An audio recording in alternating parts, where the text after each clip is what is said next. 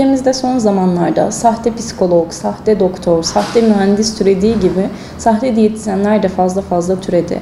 Onlara gittiğinizde öncelikle diplomasını sorabilirsiniz. Ofisinde diplomasının olup olmadığına bakabilirsiniz. Ardından size verdiği bilgilerin zaten doğruluğundan, size verdiği programın başarısından, size bir şeyler satıp satmak istemeyip çalışmasından onun sahte biri olduğunu anlayabilirsiniz.